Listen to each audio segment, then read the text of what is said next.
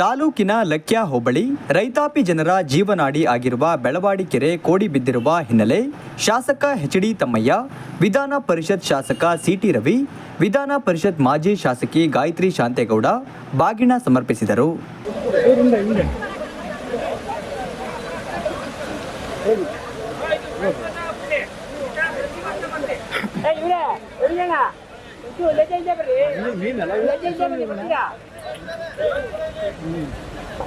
ಒಳ್ಳೆ ಮೀನಲ್ಲ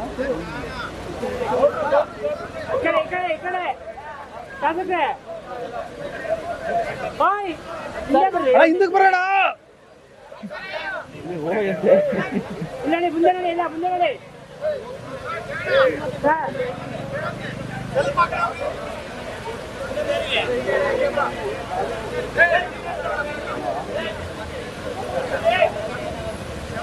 ಬಿಡಿ ಅಣ್ಣ.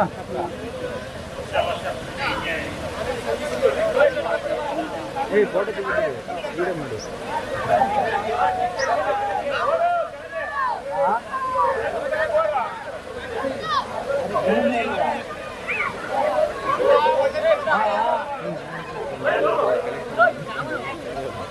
ಶಾಸಕ ಎಚ್.ಡಿ. ತಮ್ಮಯ್ಯ ಅವರು ಮಾತನಾಡಿ, ಲಕ್ಯಾ ಹೋಬಳಿ ರೈತಾಪಿ ಜನರ ಜೀವನಾಡಿಯಾಗಿರುವ ಬೆಳವಾಡಿ ಕೆರೆ ಭರ್ತಿಯಾಗಿ ಎಲ್ಲರ ಮೊಗದಲ್ಲಿ ಸಂತಸ ಕಾಣುತ್ತಿದೆ. ಎತ್ತಿನ ಹೊಳೆ ಯೋಜನೆ ಮೂಲಕ ಹೆಚ್ಚು ನೀರು ಹರಿದು ಬಂದು ಬೆಳವಾಡಿ ಕೆರೆ ತುಂಬಿದೆ. ಈ ವಿಚಾರದಲ್ಲಿ ಮನುಷ್ಯ ಪ್ರಯತ್ನದ ಜೊತೆಗೆ ದೈವದ ಕೃಪೆಯೂ ಬೇಕಾಗುತ್ತದೆ ಎಂದರು. ಬಹಳ ದಿವಸದಿಂದ ಏನು ನಮ್ಮ ಲಕ್ಯಾ ಹೋಬಳಿಯ ಎಲ್ಲ ಕೆರೆಗಳಿಗೆ ನೀರು ತುಂಬಿಸಬೇಕು ಅನ್ನೋ ಒಂದು ಹೋರಾಟದ ಫಲವಾಗಿ ಹಲವಾರು ಕೆರೆಗಳಿಗೆ ನೀರನ್ನು ತುಂಬಿಸಿರುವ ಸಂದರ್ಭದಲ್ಲಿ ಬೆಳವಾಡಿ ಕೆರೆಗೆ ಇವತ್ತು ಎತ್ತಿನ ಹೊಳೆ ಮುಖಾಂತರ ನೀರು ಬಂದು ತುಂಬಿ ಕೋಡಿ ಹರಿತಾ ಇರತಕ್ಕಂಥ ಸಂದರ್ಭದಲ್ಲಿ ಈಗಾಗಲೇ ಸಿ.ಟಿ. ರವಿ ಅವರು ಹೇಳಿದಂತೆ ಎಲ್ಲರೂ ಸಂತೋಷವಾಗಿದ್ದಾರೆ. ಇಲ್ಲಿ ನಮ್ಮ ಮನುಷ್ಯ ಪ್ರಯತ್ನ ಜೊತೆ ದೈವ ಪ್ರಯತ್ನ ಭಾಳ ಮುಖ್ಯ. ಹಾಗಾಗಿ ಈ ಬಾರಿ ನಮಗೆ ಏನು ಕಳಸಾಪುರ ಕೆರೆ, ಈಶ್ವರಳ್ಳಿ ಕೆರೆಗೆ ಕರಗಡ ಏತ ನೀರಾವರಿಯಿಂದ ನೀರು ತುಂಬಿಸಿದ್ರೆ ಬೆಳವಾಡಿ ಕೆರೆಗೆ ನೀರು ಬಂದಿರಲಿಲ್ಲ.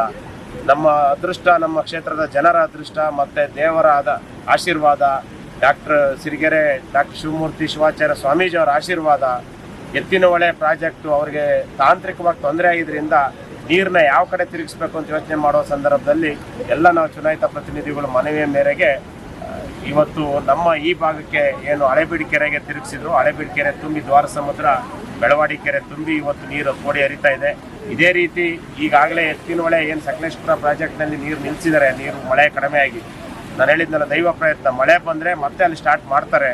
ಆಗ ಈಗಾಗಲೇ ದೇವನೂರು ಕೆರೆಗೆ ನೀರು ಹರಿತಾ ಇದೆ, ಮಾಚನಹಳ್ಳಿ ಕೆರೆಗೂ ನೀರು ಹರಿತಾ ಇದೆ. ಈ ಎಲ್ಲ ಕೆರೆಗಳು ತುಂಬುವಂತ ಆಗ್ತದೆ. ಇದಕ್ಕೆ ಶಾಶ್ವತ ಪರಿಹಾರ ಮಾತ್ರ ಯಾವುದು ಅಂತ ಹೇಳಿದ್ರೆ ಅದು ಒಂದು ರಣಘಟ್ಟ, ಏನು ಸಿ.ಟಿ. ರವಿ ಅವರು ಪ್ರಸ್ತಾಪ ಮಾಡದಂತೆ ರಣಘಟ್ಟ ಮತ್ತು ಭದ್ರಾ ಉಪಕಡಿಮೆ ಯೋಜನೆ, ಈ ಎರಡೂ ಯೋಜನೆಗಳು ಸಂಪೂರ್ಣ ಆದಾಗ ನಮ್ಮ ಭಾಗದ ಕೆರೆಗಳಿಗೆ ಶಾಶ್ವತವಾಗಿ ಕೆರೆ ತುಂಬಿಸುವಂಥ ಕೆಲಸ ನಡೀತದೆ. ಅದು ಖಂಡಿತ ಈಗಾಗಲೇ ಮೊದಲನೇ ಹಂತ, ಎರಡನೇ ಹಂತ ಭದ್ರಾ ಉಪಕಡಿಮೆ ಕೆಲಸ ನಡೀತಾ ಇದೆ. ಎರಡನೇ ಹಂತದಲ್ಲಿ ಮಾಚಗೊಂಡನಹಳ್ಳಿ, ಕ್ರೀಕಾರಹಳ್ಳಿ 3 ಕೆರೆ ತುಂಬಿದರೆ, ಮೂರನೇ ಹಂತ, 4ನೇ ಹಂತದಲ್ಲಿ ಸಂಪೂರ್ಣ ಲಕ್ಯಾ ಮತ್ತು ಸಕರಾಪಟ್ಟಣ, ಚಿಕ್ಕೋಳೂರು ತಾಲೂಕಿನ ಎಲ್ಲ ಕೆರೆಗಳು 61 ಕೆರೆಗಳು ತುಂಬುವಂತ ಕೆಲಸ ನಡೀತದೆ. ವಿಧಾನ ಪರಿಷತ್ ಸದಸ್ಯ ಸಿ.ಟಿ. ರವಿ ಮಾತನಾಡಿ, ನೀರಿಲ್ಲದೆ ನಮಗೆ ಬದುಕಿಲ್ಲ.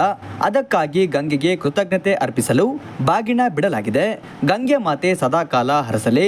ಪ್ರತಿ ವರ್ಷ ಕೆರೆ ಭರ್ತಿಯಾಗಿ ಕೋಡಿ ಬೀಳುವಂತಾಗಲಿ ಎಂದರು. ನಮಸ್ಕಾರ. ಇವತ್ತು ಬೆಳವಾಡಿ ಕೆರೆ ಎತ್ತಿನ ಹೊಳೆ ನೀರನ್ನು ಹಳೆಬೀಡು ಕೆರೆಗೆ ಹರಿಸಿದ ಅಂಗವಾಗಿ ಇಲ್ಲಿಂದ ವೇದ ಕಣಿವೆಗೆ ಹರಿಸಬೇಕು ಅಂಥೇಳಿ ಯೋಜನೆ ತಯಾರಿಸಿದ ಹಿನ್ನೆಲೆಯಲ್ಲಿ ಈಗ ನಮ್ಮ ಬೆಳವಾಡಿ ಕೆರೆಗೆ ಕೋಡಿ ಬಿದ್ದು ನಾವು ಬಾಗಿಣ ಅರ್ಪಿಸುವಂಥ ಒಂದು ಸುಸಂದರ್ಭ. ಕೃತಜ್ಞತೆ ಅರ್ಪಿಸೋದು ಭಾರತೀಯ ಸನಾತನ ಸಂಸ್ಕೃತಿಯ ಒಂದು ಭಾಗ. ಬಾಗಿಣ ಬಿಡೋದು ಪಂಚಭೂತಗಳ ಜೊತೆಗೆ ನಮಗಿರುವಂಥ ಒಂದು ಸಂಬಂಧವನ್ನು ಗಟ್ಟಿಗೊಳಿಸುವಂಥ ಒಂದು ಕ್ರಿಯೆ.